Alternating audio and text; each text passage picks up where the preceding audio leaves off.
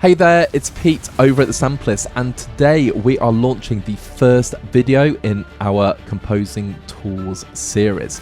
The Composing Tools series is all about highlighting any products that are already out there that can enhance our workflow, our inspiration, creativity, and of course our productivity. So we're going to start off with the Composing Tutorials online templates for both Cubase and Studio One. If you head over to their website, you will see there are templates that cover different libraries like Nucleus and Opus, Metropolis Part 1, for example, and these are being added to all the time. And these are made by Dirk Elhert, who is a fantastic composer. When I was starting out again in music, I was watching so many of his composition videos and live streams. They're amazing. And the way I discovered these was I was getting bored of my own templates, so I googled what I could find and I found these. I bought the first one, which I believe was my Nucleus template, and then I got chatting to Dirk, and his support has been absolutely amazing. So we got chatting and he sent me some other examples, and I have to admit I'm blown away and I use these a lot. Now, while we have been sent these templates for free, it does not influence our thoughts, ideas, or any decisions that we make about the templates. But we are linking to the Composing Tutorials online website, and I do need to state that we do not use any kind of affiliate links on this channel. We don't want to make any money. It's all just about for the love of composing and the music community. So these templates, you can get them 35% off by using a special code that Dirk has created for us called Sample35, and this is going to be valid for the next week only. So in terms of pricing, you're looking at 45 euros for the Jaeger template, for example, but you can pick this up for just under 30 euros for the next week. And of course, this code will apply to anything in the Composing Tutorials online store. And there are MIDI packs, and there's other sort of ways, products that can support our composing. So what we're going to do in this video is I will do a quick overview of what you get in a template, but I'm not going to dwell too much on that because the composition and then of course the composing experience, they're the two areas that are really crucial to evaluate whether these templates are going to just improve your overall productivity. Now I'm going to say right at the start, yes they are. I'm going to spend the rest of the video justifying why I feel that, but I've had the best experience with these templates and it really has sped everything up for me. So without further ado, let's jump straight in.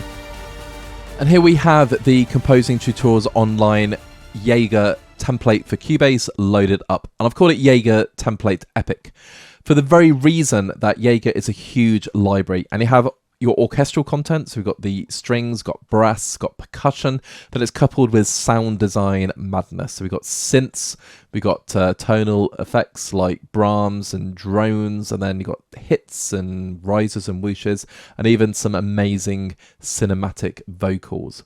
It is a brilliant library, and I picked it up years and years ago, and I still use it today. So any library that you keep on using is perfect for me.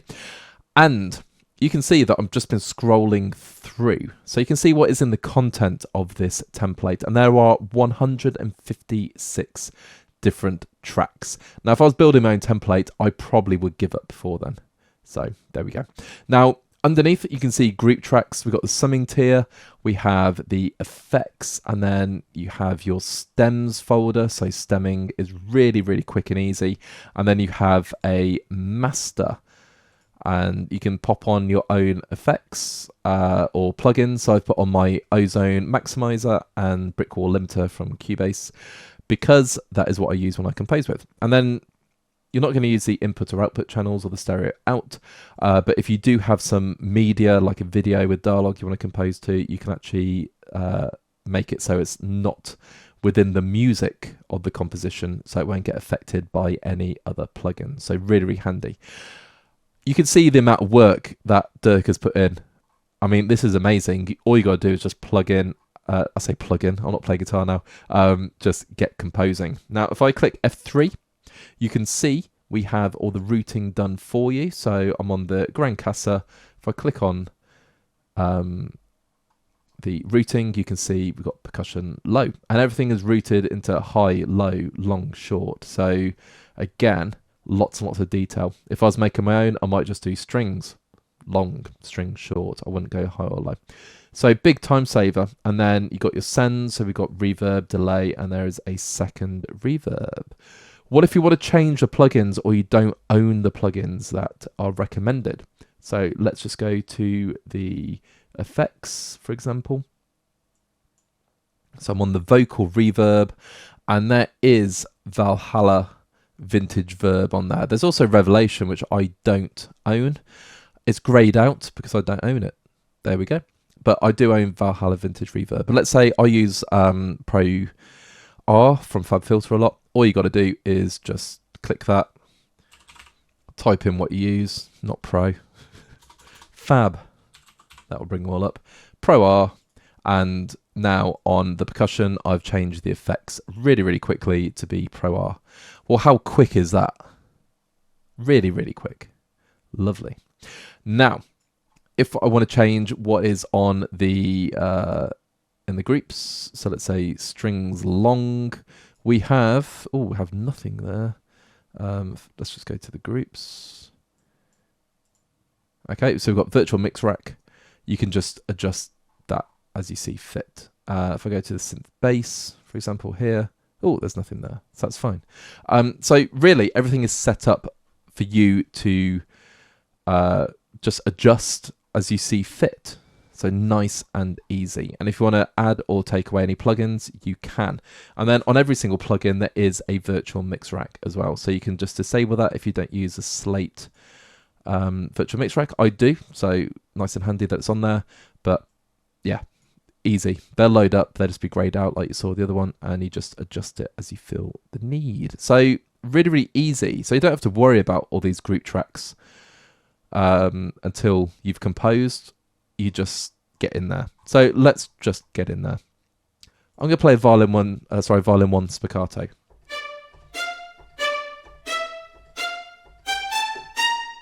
Now, if you can hear my controller in the background, you'll notice there is delay.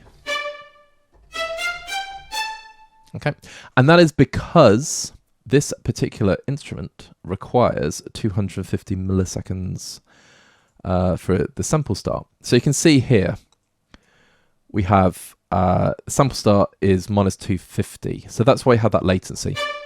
If I change that, the latency goes. And if I move or just start the project, you'll notice that's going to snap back. Okay. Now that's a really important feature, and that's why I chose the Jaeger template, because obviously the other templates that don't require this sample start or have it built into our instrument, the templates are just made accordingly. But this is a really neat feature. You can use CC17 just to adjust the sample start. So when I've been working with the template, all I do is just ramp up that so I can play in with no latency, and then the project automatically snaps back to 0. Within 5 minutes, it became muscle memory, and it was really, really quick to do. So yeah, great feature. And then, of course, everything is pre-panned and pre-mixed. So you're not going to find yourself adjusting volumes particularly. You can do, if you want to, on the faders, you can adjust them. If I just go into the spiccato, you can adjust them in the actual instrument. You can adjust it on the mixer. You can adjust it through velocity, through automation, any way you want. So you have total control. But I have to admit, I don't really feel the need to adjust anything. And that's really, really nice. So yeah, now that is pretty much the template. That's all I need to talk about. You've got everything in there, all your instruments loaded up. You've got your group buses, you've got your effects buses. The fact that everything is pre-panned, pre-ready to go. You can use CC17, so there's no latency, so you can play in. And of course, you can use the step input on Cubase as well, which I will just quickly show you. Lovely little feature. So you click 3 dots there. So I'm doing 16th notes. Now it's going to ramp up my CC17.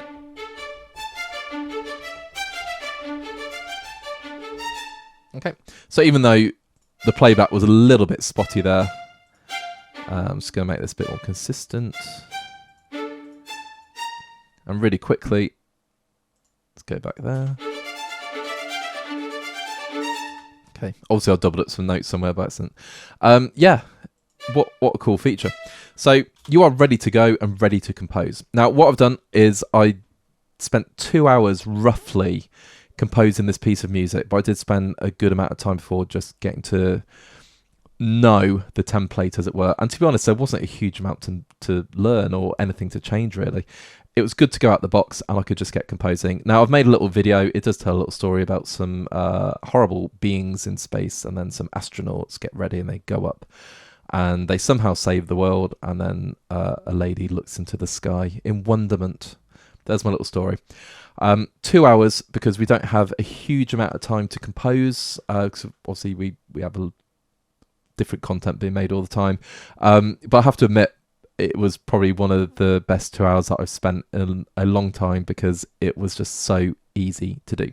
Anyway, check out the video and we're going to talk about what it's like to compose with.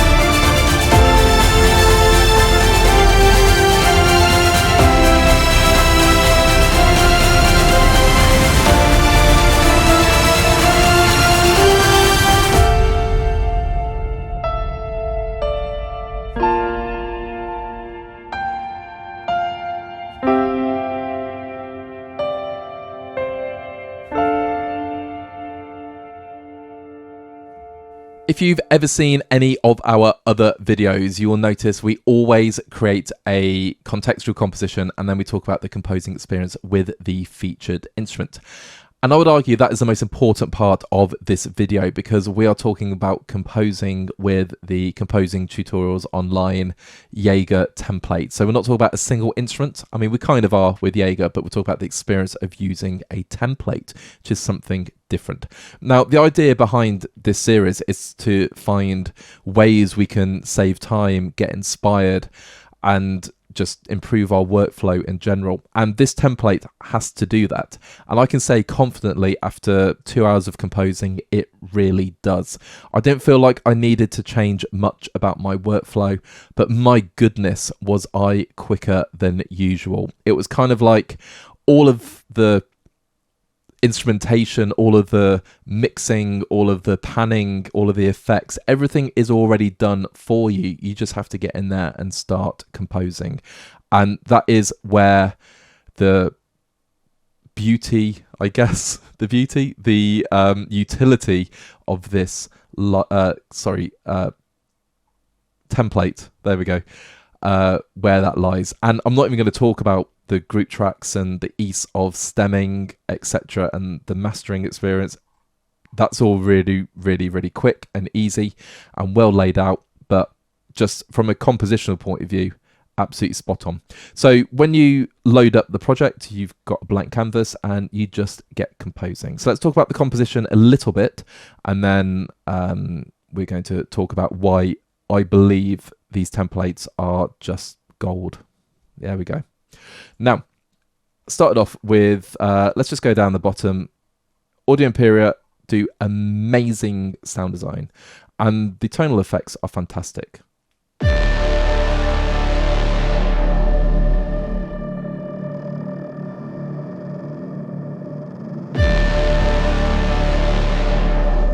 So a quick Brahm and a ping and a drone, and you've got the start of a composition.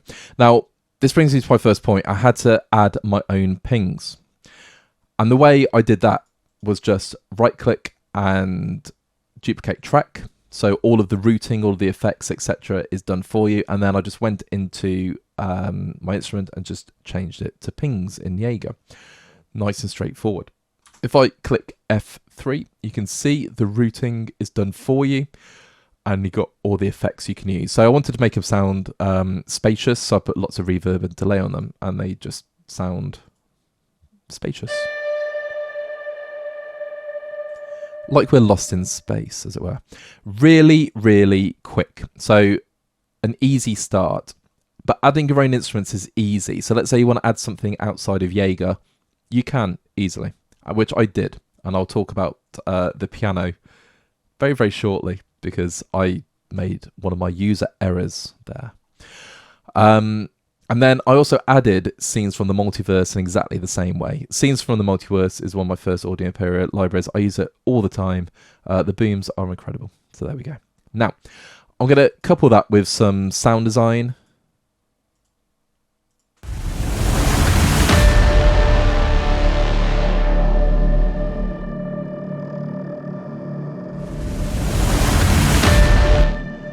And the only reason sometimes I render to audio, so my sound design, you can see that I've got it's kind of like a little fade in. Not because I don't like the sample, I just like these little sort of just fades, I guess. And then things like the risers, I can cut it completely short. I did a really, really quick change in volume as well. So yeah, that's the reason I do that. You don't need to in the library at all. I just like doing that, and also lengthening some of the samples sometimes. So yeah, now that is really, really straightforward. Hardly took any time at all. You can see there's lots of copy and pasting and duplication. We're talking 2 minutes to get started, and then going up to the strings, I'm using that classic technique of just layering up different ostinato parts. So start off with the cello and the double bass.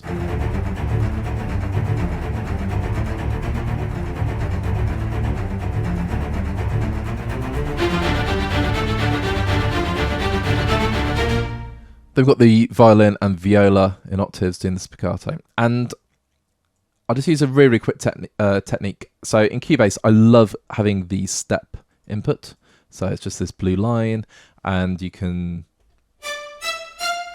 play any key in that you want to, and it will just put it in the rhythmical value that you've chosen. It's going to undo those if you don't want those there.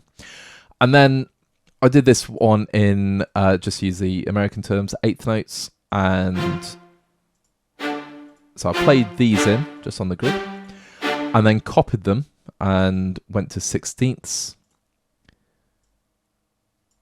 pasted them there, and then just brought all of those down, so you get that really cool double bowing technique.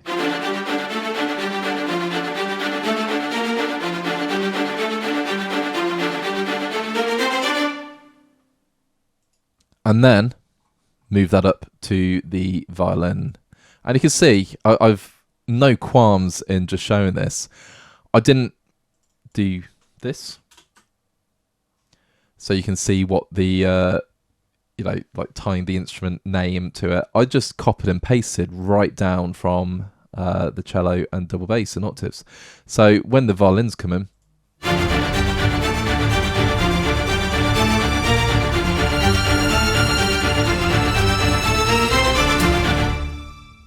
it's all done for you. All the panning is done, all the mixing is done. I didn't have to adjust anything. I just copy and pasted and shift clicked up the octaves.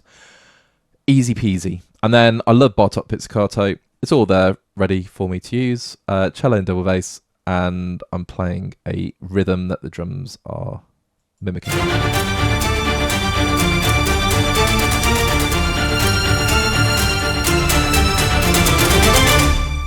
Lovely. And then to add a little bit of movement, we just have a violin tremolo part, which you heard.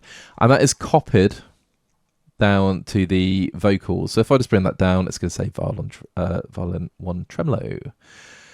So you can see how quick and easy it is. I don't have to mess around with anything. I'm just putting all of the parts together. So another good example are these drums playing exactly the same thing. Lovely. And then a little bit later on, I've actually got the drums playing, or the percussion. A lot of them play the same rhythm, and then it's punctuated with different rhythms, sounding like this.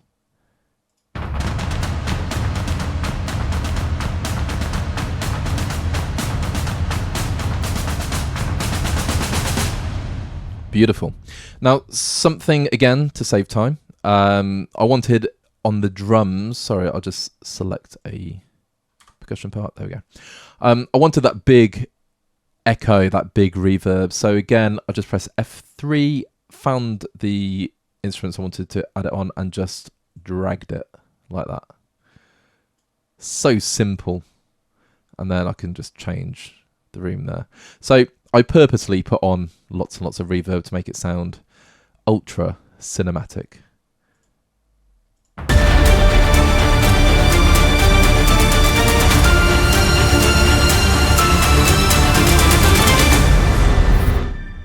Okay, really easy. So just with a bit of copy and pasting, boom, the first section probably took about 10 minutes to make.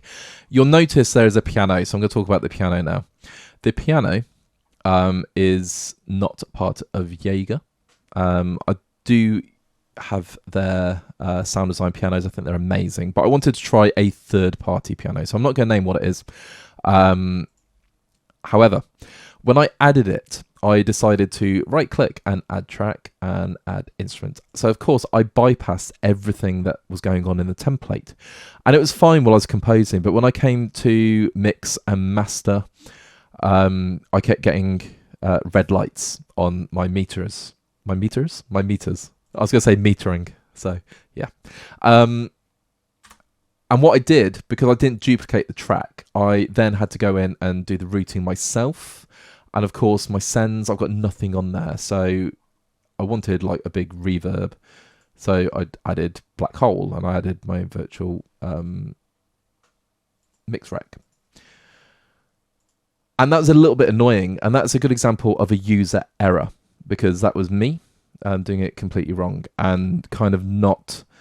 I'm not going to say not fully understanding how the template works. I feel like I've got my head around it, but kind of slipping into old habits, because that's what I would have done if I was composing from scratch, not using a template, or using one of my own templates and wanting to add a different instrument. Anyway, so we progress. So we've got that whole section, and then we go to a really quiet section.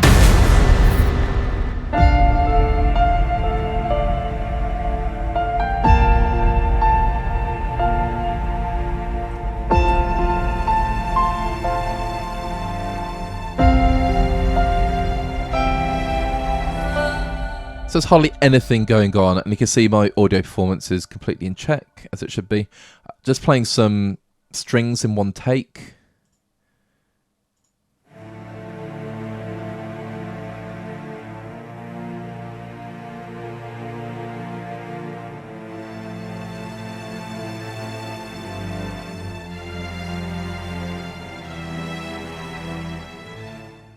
Lovely.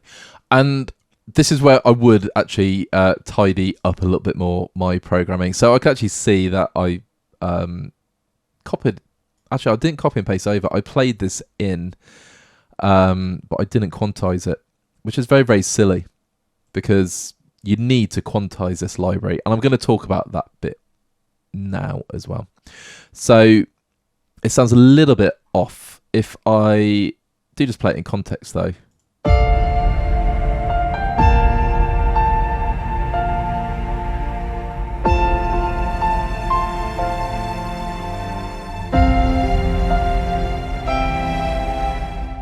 it actually sounds fine. So there we go. Now, why am I going to talk about the playing in of instruments. I've talked about using the step sequencer or step input. Now, if I play this spiccato violin, you can actually hear, I don't know if you can hear my key, there is a slight delay, and that is intentional.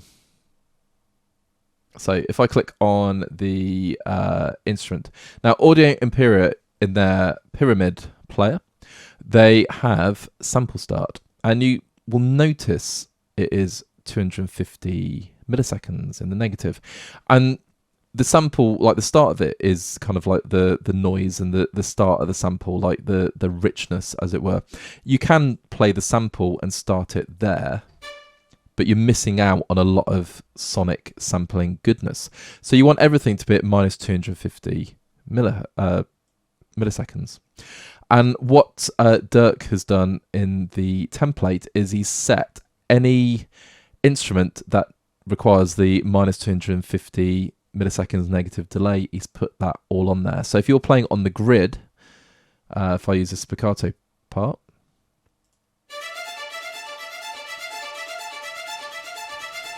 it's absolutely on the money.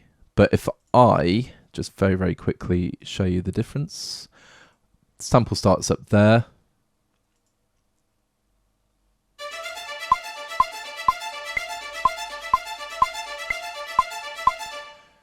It's not going to be quite right, and that is a huge time saver. So you don't have to go through every single Jaeger or Audio Imperia instrument and put minus 250 on it. It's done for you. And of course, you'll notice a sample start, if you were very eagle-eyed, went back to the start. So if I just bring it up again, press play.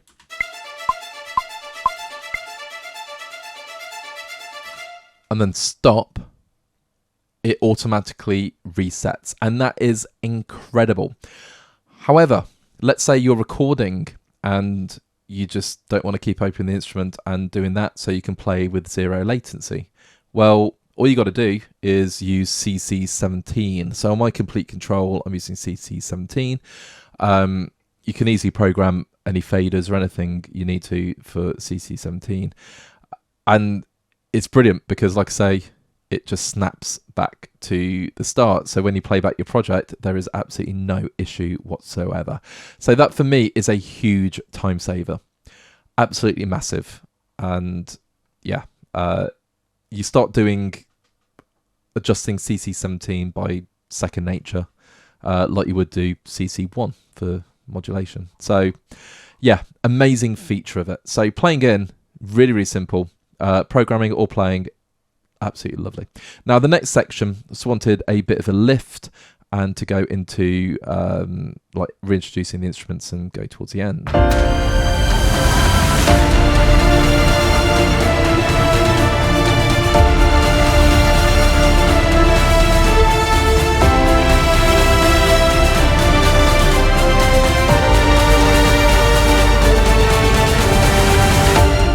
Okay, so all of these long parts were played in and then quantized, and hearing the strings on their own,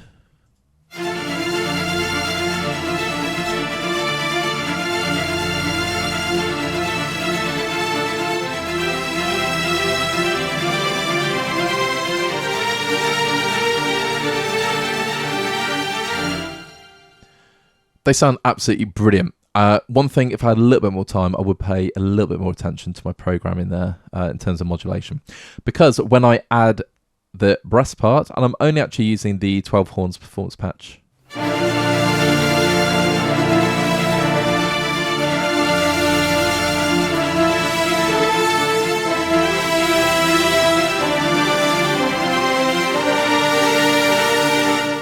I'll probably get things to swell in a bit more unison, as it were, but I'm not upset about it. And again, it just shows the real like high quality of Jaeger. It can be regarded in sampling terms as a bit of an old library now. It still sounds amazing to this day. So yeah, and then the entire section when it comes in, I'm just gonna make sure we are on the start.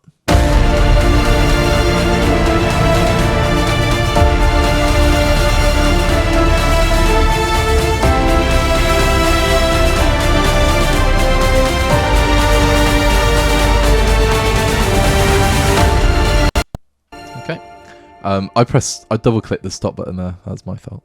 Now, so we've got pianos playing chords. I haven't talked about pulses too much.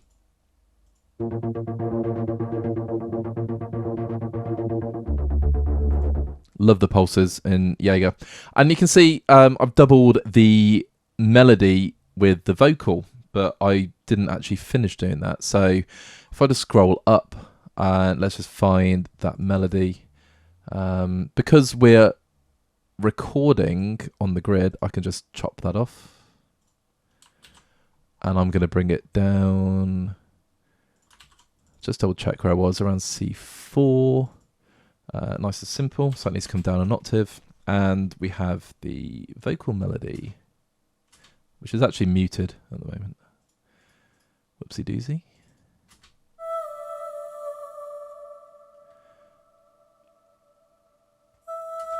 Okay, so I just need to come down another octave.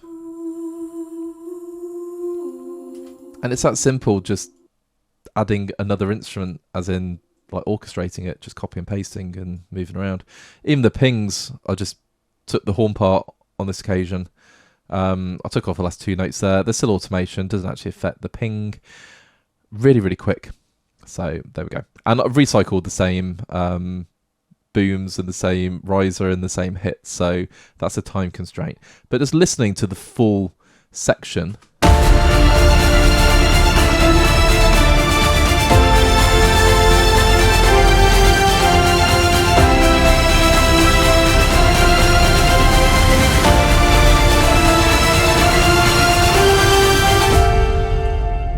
It's absolutely sublime. And then just want to talk about automation. I didn't have to do hardly any automation, so I could use velocity, etc. If I just show, whoops, all automation. There we go. So I automated in the snares just for a little bit of variety.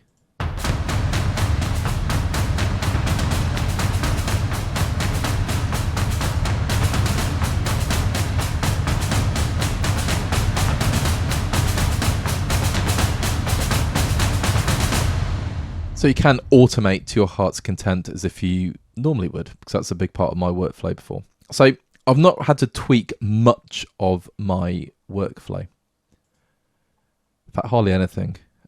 Just getting used to duplicating tracks if I want to add something new.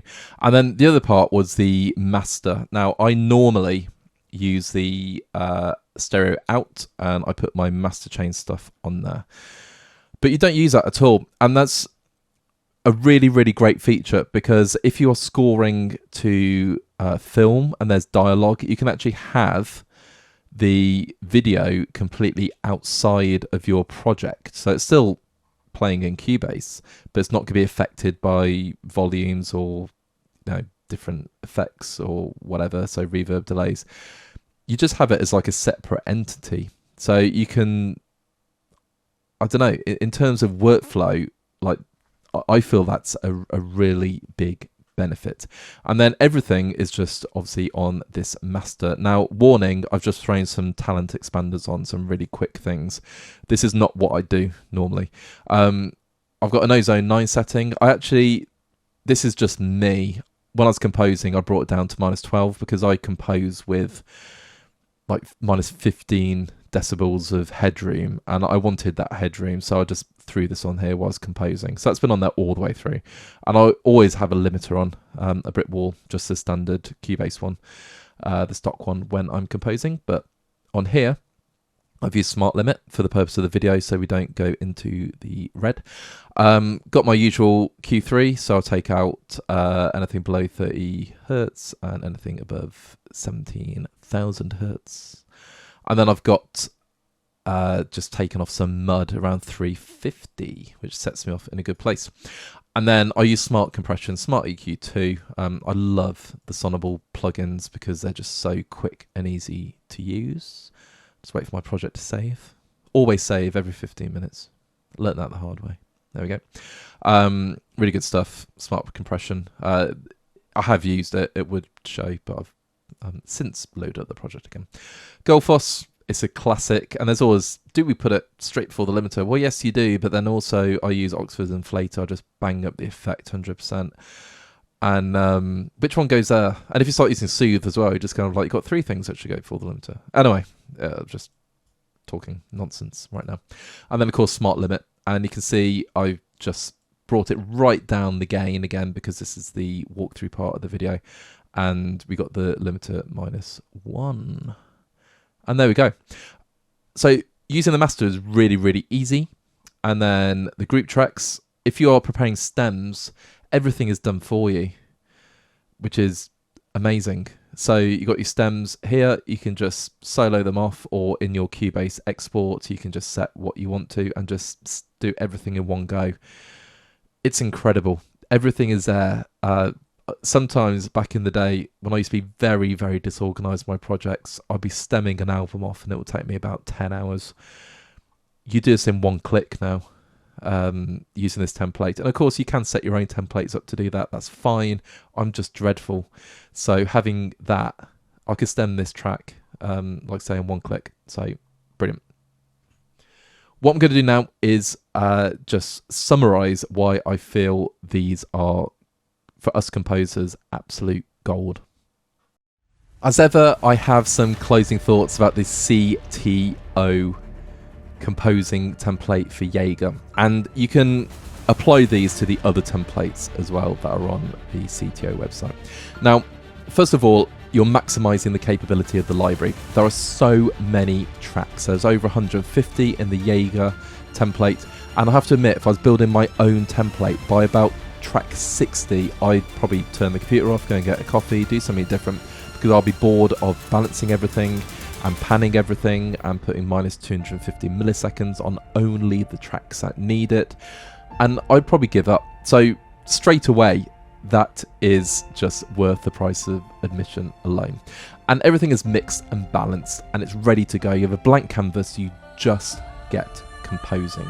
It's brilliant. And then the effects and group buses are all set up and you have the channel strip on there. So everything just sounds better and you kind of want to compose with it. It's like having a guitar. I love guitars that look great, so I pick them up and play them. If it doesn't look great, I don't want to play it. It sounds bizarre, but I'm the same with musical virtual instruments. So everything just sounds brilliant. And Jaeger does sound amazing out of the box, but just it all sounds better.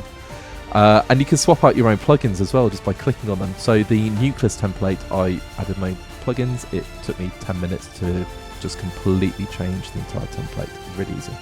So all of this speeds up your workflow, and I didn't feel like I had to change too much about my existing workflow to get it to work.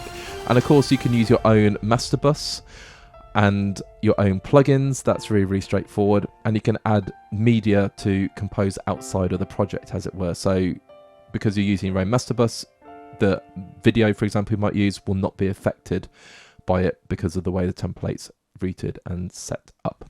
Stemming is a one-click experience, and of course the longevity and the utility is that this template can be used over and over and over again, and you can adapt it as you go. You can even make your own complete control templates with your own instruments and mix and match your developers, anything you want, because there is a template for that too. So value for money time. Well, if you use the Sampleist code, sample 35, which will be linked in the description, yeah, you're talking just under 30 euros for each template.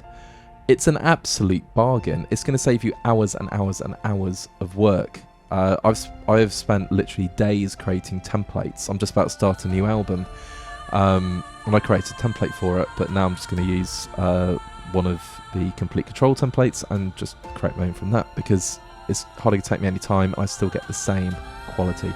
So if you go onto the Composing Tutorials online website and you see obviously your DAW and you see some of the instruments you have, I highly recommend picking these up.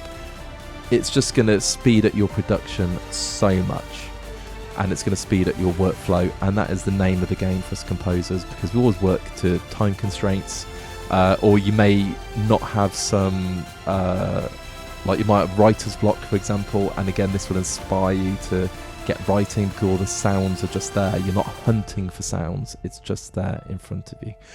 So yeah, huge recommendation from me, and I really hope that you pick these up. All that leaves me to say is thank you once again to Dirk over at Composing Tutorials Online for sending over some of his templates. I did say at the start of the video that I discovered these by buying a couple myself, and then we got chatting, and it's just brilliant, this composing community. Everyone's just, you know, really sociable, and you can talk about these things, and that's how this has come about. And I really think spreading the word about these templates is going to help a lot of composers out.